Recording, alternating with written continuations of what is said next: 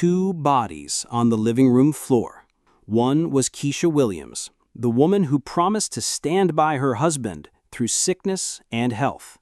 The other was Damon Hayes, her personal trainer, who promised her a new life. But here's what the police didn't know when they first arrived. The man they found sitting calmly in the kitchen, covered in blood, had just discovered the most devastating betrayal of his life, and it wasn't just about an affair. When officers found Jamal Williams that night, he wasn't running. He wasn't hiding. He was sitting at the kitchen table, staring at a stack of medical bills and school tuition receipts. Bills he'd been paying for a woman who was planning to leave him. Bills for children who weren't his blood, but who he'd loved as his own. The first words he spoke to police? "I gave her everything. Everything." But scattered across that kitchen table was evidence of something even more sinister. Bank statements with highlighted transactions, a life insurance policy with fresh signatures, and a cell phone displaying text messages that would make your blood run cold. Messages like, "Once he's gone, we'll have everything we need," and "The doctor says his heart can't take much more stress." And the most chilling, "Maybe we don't have to wait for nature to take its course." Because what started as an affair had evolved into something far darker. A conspiracy, a plan, and possibly attempted murder. Welcome to Crime Vault, your home of true crime, dark mysteries, and deep investigations.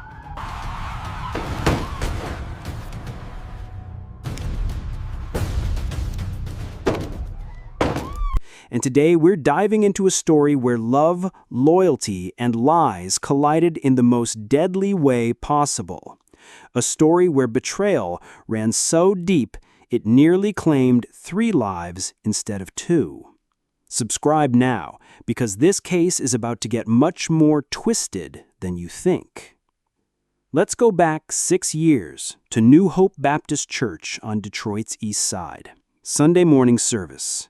Front pew, second from the left. That's where you'd find them every week. Jamal and Keisha Williams, with 4 children lined up between them like stair steps. Amara, 6, Jalen, 8, Zara, 10, and Malik, 12. To anyone watching, they looked like the picture of Black excellence, a blended family that actually worked. Pastor Jerome Thompson remembers them well. They were our model couple. Jamal treated those children like they were his biological kids. Never heard him call them stepchildren.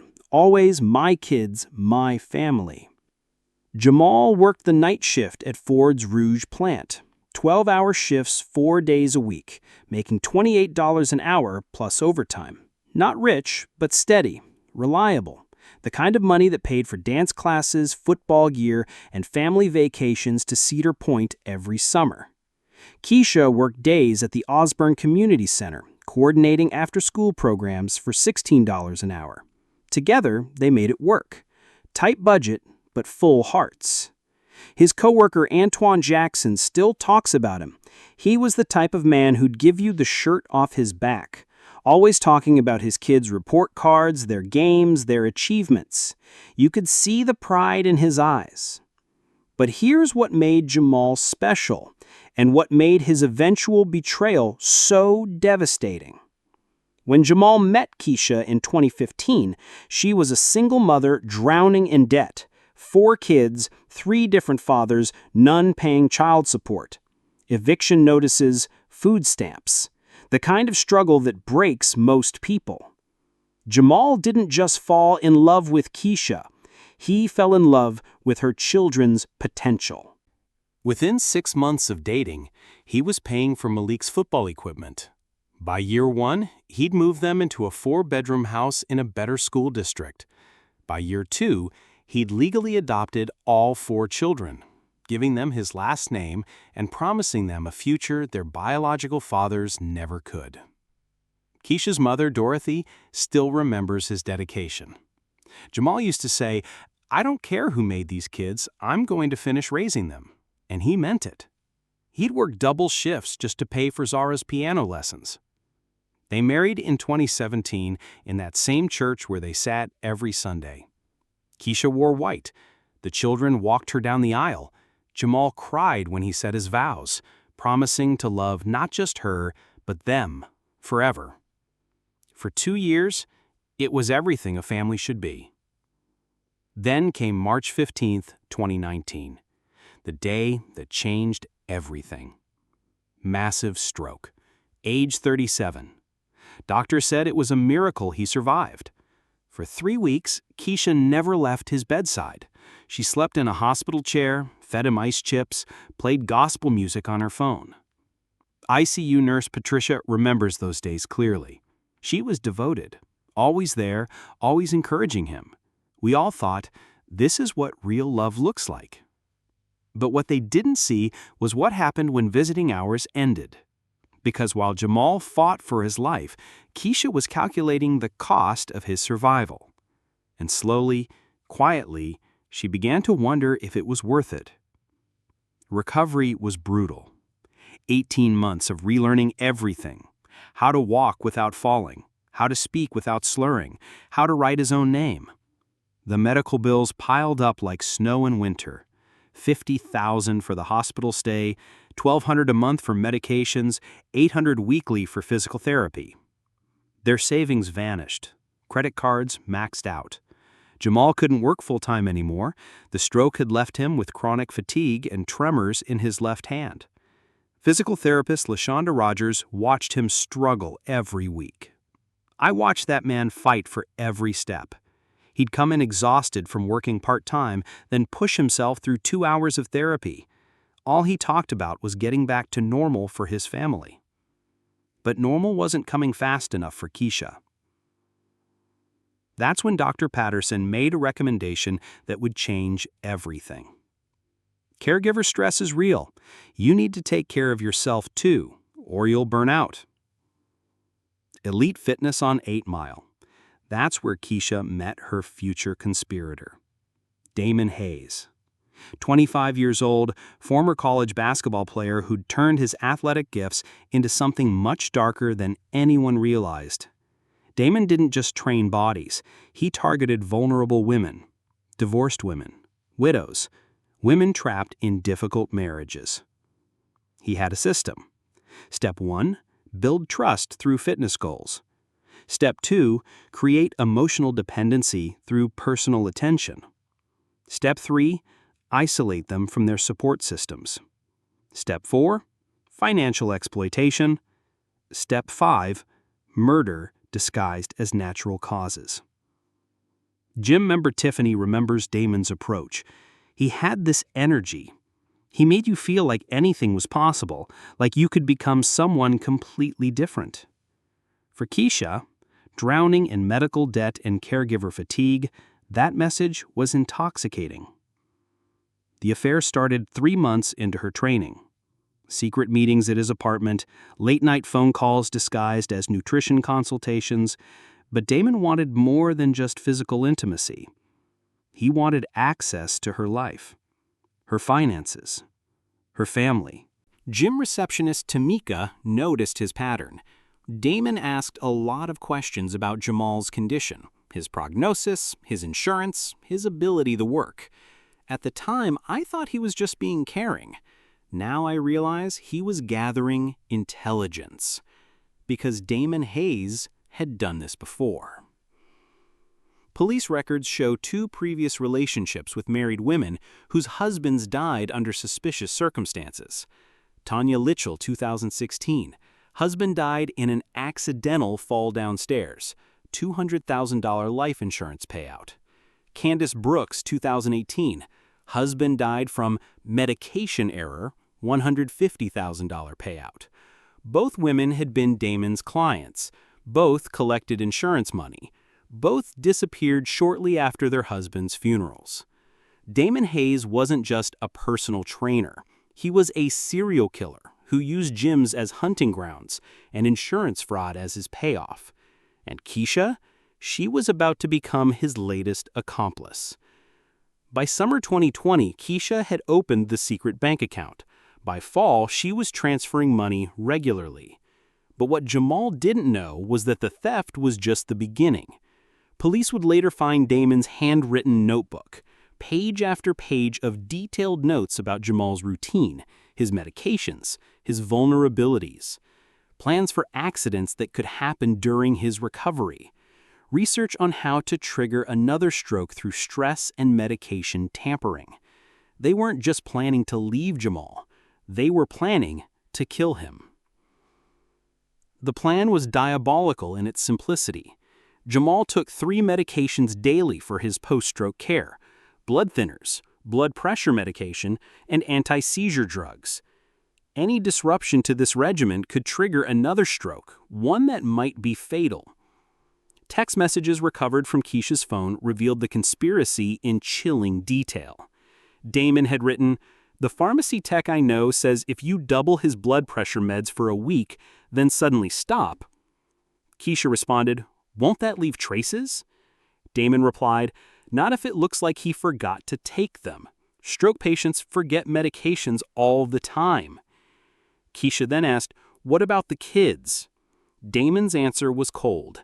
"We'll take Malik and Zara. They're old enough to choose us. The little ones, social services will handle." But Keisha's betrayal went even deeper. While Jamal struggled to return to work, she convinced him to increase his life insurance from $100,000 to $300,000. "For the children's future," she said, "in case something happens during your recovery." Jamal, trusting and grateful, signed every document she put in front of him. He even thanked her for thinking ahead. What he didn't know was that she'd also convinced him to sign a new will, one that made her the sole beneficiary of everything, including the house, his pension, and custody of all 4 children. The conspiracy began to unravel in October 2021, when Malik, now 16, overheard a phone conversation that chilled him to the bone. "I heard my mom talking to someone about Dad's medications," Malik later told police. "She was asking how many pills it would take to make someone really sick. When I asked her about it, she said she was just worried about accidental overdoses." Malik didn't believe her, so he did something that probably saved his stepfather's life. He started secretly recording conversations on his phone. The recording he captured was damning. Keisha's voice: "How much longer do we have to wait? I'm tired of pretending." Damon: "Just a few more weeks. Once tax season hits, he'll be stressed about money. That's when we make our move." Keisha: "And you're sure this will work?" Damon: "Baby, I've done this before. Stress-induced stroke, medication error, grieving widow. It's foolproof." Malik didn't know what to do with this information. He was just a teenager, caught between protecting his mother and protecting the man who'd been the only real father he'd ever known. For 2 weeks, he carried this terrible secret until November 18th, 2021, the day everything exploded. That morning, Malik made a decision that changed everything. He called Jamal at work and asked to meet him for lunch, just the 2 of them. "Dad," Malik said, his voice shaking, "there's something you need to know about Mom." And he played the recording. Jamal's world collapsed in that Coney Island booth.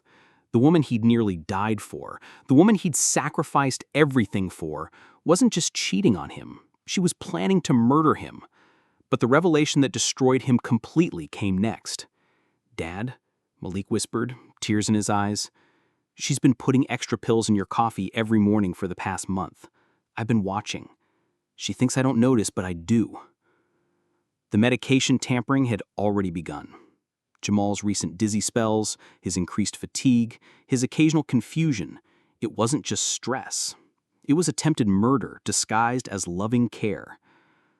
That afternoon, Jamal made a decision that probably saved his life. Instead of confronting Keisha immediately, he called the one person he trusted, Detective Rashida Coleman, a family friend from church. Detective Coleman remembers that call vividly. Jamal sounded terrified. He said, "Rashida, I think my wife is trying to kill me, and I have proof." Within 2 hours, an undercover investigation was launched. Phone taps were authorized. Surveillance began. And what police discovered was a conspiracy more elaborate than anyone imagined. The money trail was extensive. Over 8 months, Keisha had stolen $73,000 from their accounts. But worse, she'd been using Jamal's social security number to open credit cards, take out loans, and even apply for a reverse mortgage on their house. The debt she'd accumulated in his name? Over $150,000.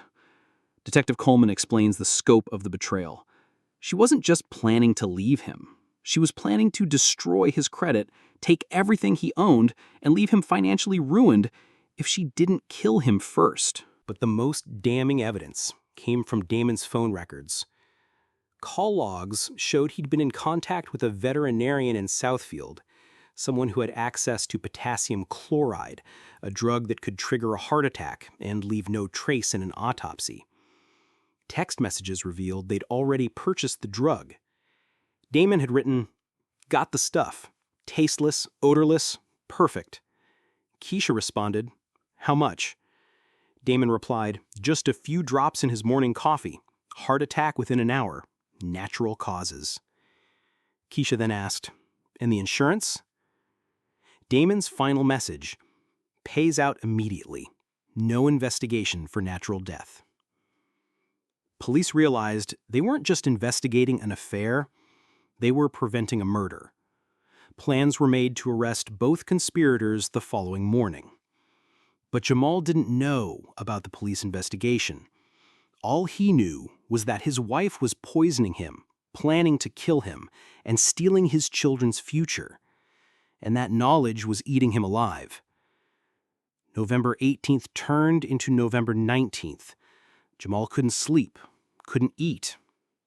Every time Keisha brought him coffee, every time she kissed his forehead, every time she said, "I love you," he saw it for what it really was: preparation for murder. At 6 p.m. that evening, Keisha announced she was going to group training at the gym. But Jamal knew better. He knew she was meeting Damon to finalize their plan to kill him. Jamal followed Keisha that night, but not to the gym. Instead, she drove to Damon's apartment on the west side. Through the window, Jamal watched them spread documents across the kitchen table. Documents he recognized as copies of his insurance policies, his will, his medical records. They were finalizing the details of his murder. For 2 hours, Jamal sat in his car, watching the two people who were planning to kill him. He saw them laughing, saw them kissing, saw them counting money that they'd stolen from his children's future. But what he witnessed next was the moment that sealed their fate. Through the apartment window, Jamal watched Damon pull out a small glass vial filled with clear liquid, potassium chloride, the murder weapon they planned to use in his morning coffee the next day. Keisha held that vial up to the light, examining it like it was a precious gem. Then she kissed Damon passionately, as if celebrating their upcoming payday. That's when Jamal realized something that chilled him to his core. Tomorrow morning was supposed to be his last day alive. He drove home in a daze, his mind racing. Should he call Detective Coleman? Should he confront them? Should he pack up the children and run? But when he walked into his house and saw family photos covering every wall, photos of birthday parties he'd thrown, graduations he had attended, Christmas mornings where those children called him Daddy, he made a different decision. He was going to end this tonight. When Keisha returned home at 11 p.m., Jamal was waiting in the living room. On the coffee table, he'd arranged everything: the bank statements, the text messages Malik had recorded, the insurance policies, and, most damning, a printout of Damon's purchase history showing the potassium chloride order. "We need to talk," he said, his voice deadly calm. Keisha stopped in the doorway, her face going white when she saw the evidence spread across their coffee table like a prosecutor's closing argument. "Jamal, I can explain." "Explain what? How you've been poisoning me for a month? How you've been stealing from our children? How you've been planning my funeral?" That's when the front door opened without warning. Damon Hayes walked in like he owned the place, calling out, "Baby, you forgot your—" He stopped mid-sentence when he saw Jamal sitting there, surrounded by evidence of their conspiracy. The three of them formed a triangle of betrayal, lies, and impending violence. "Well," Jamal said, his voice terrifyingly calm, "isn't this perfect? The loving wife and her accomplice caught in the act." Damon tried to play it off. "Man, I don't know what you think you know, but I know you tried to kill me. I know about the potassium chloride. I know about the insurance money. I know about your other victims, Tanya Mitchell and Candace Brooks." Damon's face went pale. He hadn't expected his past to catch up with him. "You don't know what you're talking about," Damon stammered. "Don't I? See, I did something you didn't expect. I called the police. Detective Coleman has been investigating you for 2 days. They know about the veterinarian, they know about the potassium chloride, they know everything." But that revelation triggered something in Damon that Jamal hadn't anticipated. Instead of surrendering, instead of running, Damon reached into his jacket and pulled out a 9mm pistol. "Nobody's calling the police on me, not again." And that's when Keisha made the choice that sealed all of their fates. Instead of protecting her husband, the man who'd sacrificed everything for her family, she stepped toward Damon. "Do what you have to do," she whispered. Those 5 words, "do what you have to do," were the final betrayal. The woman Jamal had loved enough to nearly die for was now giving permission for his execution. But Jamal Williams was a man who'd survived a massive stroke through pure determination, and that same determination now fueled something darker. When Damon raised that gun, when Keisha chose her conspirator over her husband, when they both prepared to complete their murder plot right there in the living room, Jamal fought back. Not just for his life, but for his children's future. Because he realized that if Damon killed him, those kids would be left with a murderer and her accomplice. The struggle lasted 4 minutes and 37 seconds. Furniture crashed, bodies collided, the gun fired 6 times. When the violence ended, 2 conspirators lay on the living room floor, and 1 broken man sat in the kitchen holding a family photo, waiting for the police to arrive. Today, Jamal Williams is serving life without parole at the Michigan Reformatory. The jury deliberated for less than 4 hours. Self-defense, they ruled, but excessive force. The 4 children he killed to protect, they testified at his sentencing hearing, begging the judge for mercy for the only father they'd ever known.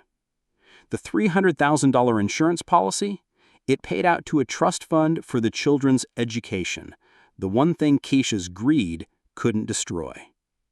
And Damon Hayes? Posthumous investigation linked him to 5 suspicious deaths across 3 states.